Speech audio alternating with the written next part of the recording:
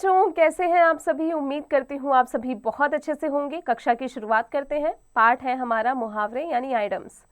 बच्चों, मुहावरे ऐसे वाक्यांश होते हैं जो विशेष अर्थ प्रकट करते हैं।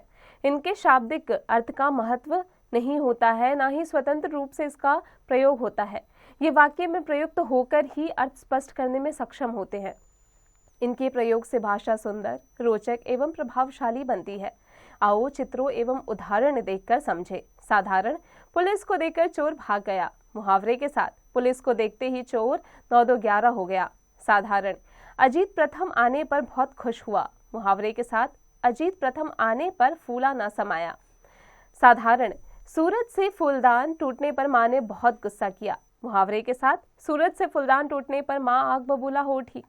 बच्चों, ऊपर लिखे साधारण वाक्यों में एवं मुहावरों के साथ लिखे वाक्यों में पढ़कर आपको अंतर पता लग गया होगा कि साधारण वाक्यों की अपेक्षा मुहावरेदार वाक्य प्रभावशाली लग रहे हैं। आओ कुछ अन्य उदाहरण पढ़े। मुहावरे, अपना उल्लू सीधा करना, आंखें खुलना। अर्थ है अपना स्वार्थ सिद्ध करना, होश आना।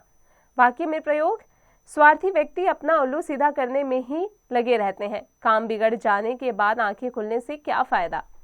आंख का तारा, अत्यंत प्रिय। अमर अपनी माँ की आंखों का तारा है। अगर मगर करना, टाल मटोल करना। जो भी कहना हो साफ साफ कहो। अगर मगर करके मेरा समय बर्बाद मत करो। खाक छानना, मारे मारे फिरना। आरव बचपन में तो पढ़ा नहीं, अब खाक छानता फिरता रहता है। घात लगाना, अफसर की ताक में रहना। शिवाजी ने घात लगाकर अफजल खां का वध कर दिया। चल बसना यानी मर जाना। रघुवीर के पिता 2 वर्ष की लंबी बीमारी के बाद चल बसे। चकमा देना, धोखा देना। डाकुओं का गिरोह पुलिस को चकमा देकर चंपत हो गया। छक्के छुड़ाना, बुरी तरह हराना। युद्ध में भारतीय सेना ने पाकिस्तान की सेना के छक्के छुड़ा दिए। अंग अंग ढीला होना यानी बहुत थक जाना। खेतों में कड़ी मेहनत के कारण किसान के अंग अंग ढीले हो गए। अक्ल में पैदल होना, अक्ल से पैदल होना।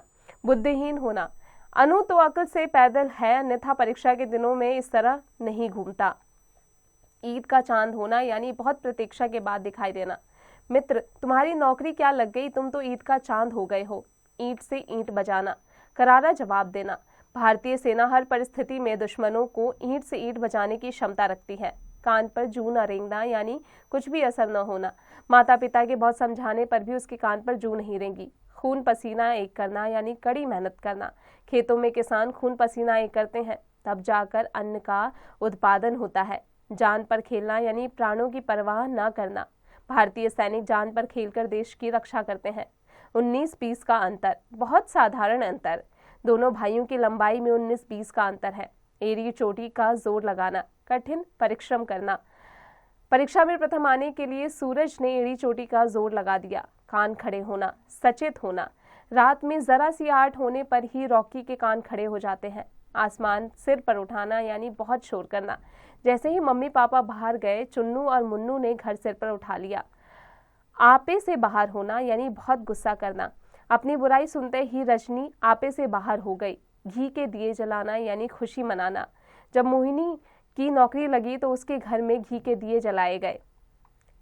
छठी का दूध याद आना यानी बहुत परेशानी में पड़ना। अभी तो अमित पिता की कमाई उड़ा रहा है, जिस दिन खुद कमा कर खाएगा उस दिन छठी का दूध याद आ जाएगा। दांतों तले उंगली चबाना, दबाना यानी हैरान कर देना। 5 साल के बालक का कमाल का नाच देखकर दर्शकों ने दांतों तले उंगली दबा दी। दाल में काला होना यानी गड़बड़ी होना। जब वे हमें घर के अंदर आने से रोकने लगे तो हमें अंदाज हो गया कि दाल में कुछ काला है।